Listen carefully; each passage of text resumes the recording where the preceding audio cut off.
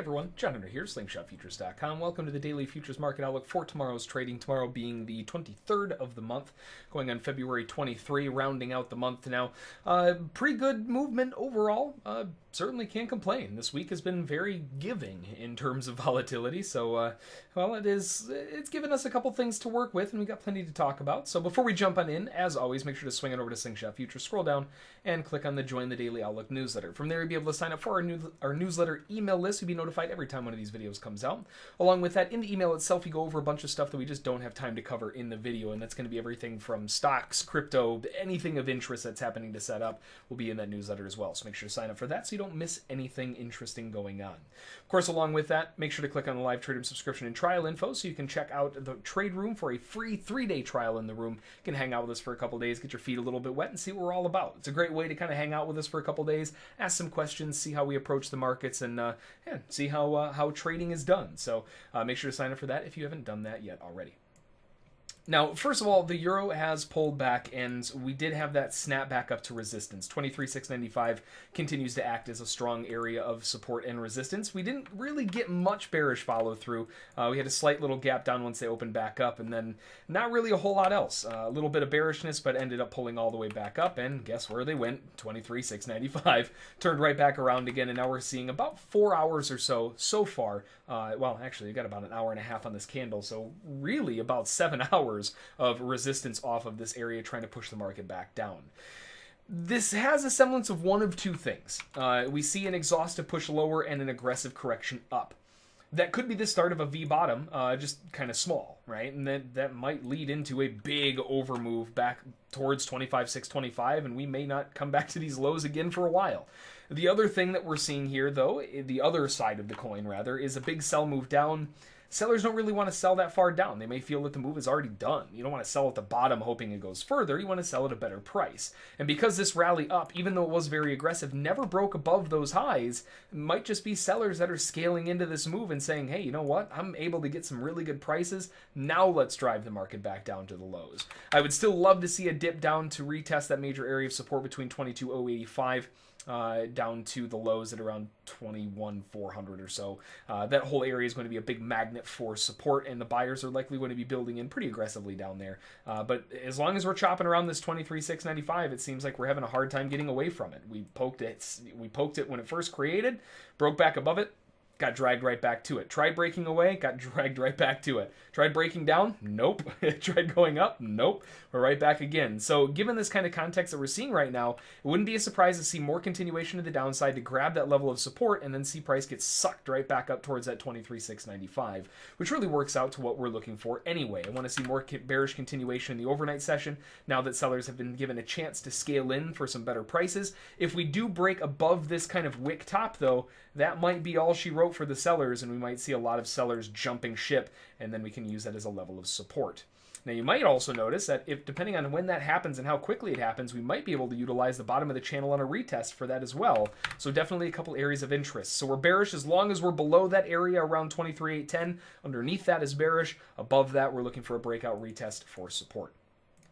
On gold, really just a lot of back and forth. We bounced off beautifully on that larger area of support. Not really much of a surprise, right? It did slide through it a little bit. That kind of surprised me. I didn't think they were going to be able to go that far down. But overall, barely anything compared to the rally back up. And now it seems like we are off to the races to the upside with a lot of buying pressure going on. At least in the near term, we can see the most recent candles here. Very strong bull bars, lots of gapping to the upside. Everything is showing that the buyers want to at least go a little bit further, if anything. And I think a lot of buyers are eyeballing the stop area for the sellers. Sellers likely saw this big bear bar, sold underneath it, looking for continuation down, and they have been everything but right on that trade, and likely they're holding some bags now on that sell, and their stops are going to be above these highs. So likely objective for the buyers going into the overnight session into tomorrow is going to be around 1338.5 to start taking out some of those sellers. And if we can get a run through them, depending on how many sellers we trap out, might be able to get a run right up to 1345. Looking for the overnight session, though, to continue to the bull side. We might have a little bit of a pullback, maybe a 1 or 2 candle pullback on the 4-hour chart and then continuation back up. So a little bit sideways to up for the most part. I have to assume that buyers are in this pretty heavy, especially given the hold on that major kill zone that we've been stalking for a while now.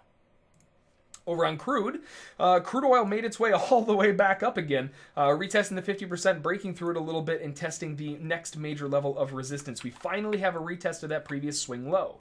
That was the area of interest that I wanted to see. We broke down aggressively, we missed it here, and we finally, on inventories, got the cycle back up to test that level of resistance. This is where we can now wait to see, are the buyers going to take over? Or are the sellers going to reclaim their control and drive the market back down? Now, we do only have the 50% on here. That's a 62.36. Another level to keep in mind would be a 61.8, which is a little bit further up. That's going to be at 63.38. Overall, in the bigger picture, really everything coming through to what we wanted to see. We saw that rally to the upside. They finally completed the objective up to getting a test of 62.85. Now it's just a matter of seeing more bearish continuation to the downside and seeing if the sellers want to show up.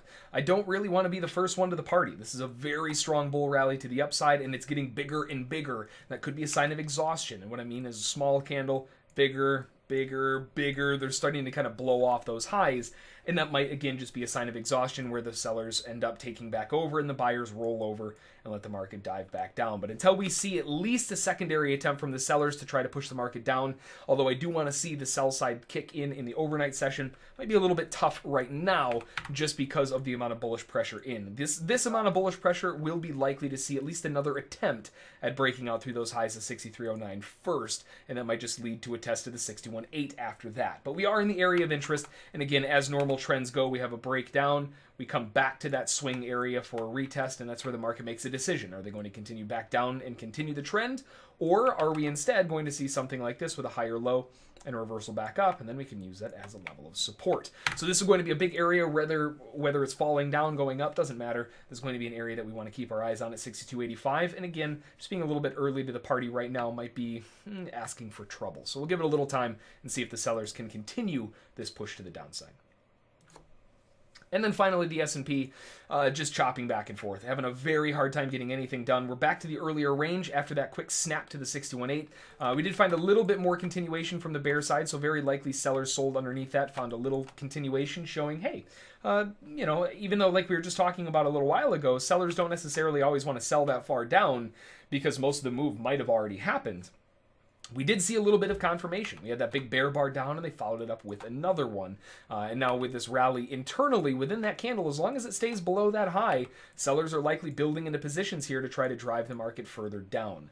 Major area of interest, aside from this earlier little swing low that we kind of got stuck on, would be the next big one that's a little bit further down. Back, I mean, that's a decent fall lower. You know, it doesn't look very big, but keep in mind the volatility that we've had so far. That's down to 26.27 in a quarter or so. And, well, so far the sellers seem to be trying to fight back against some of this buying pressure.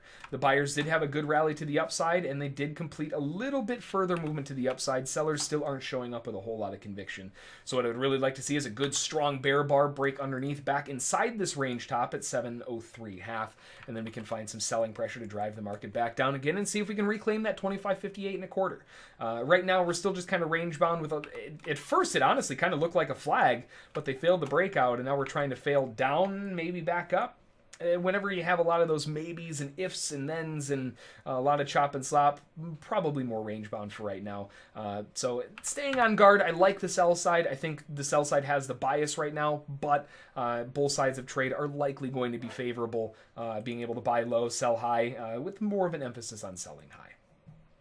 So that's going to do it for the market outlook. Now, in terms of the news for tomorrow, man, another day with nothing.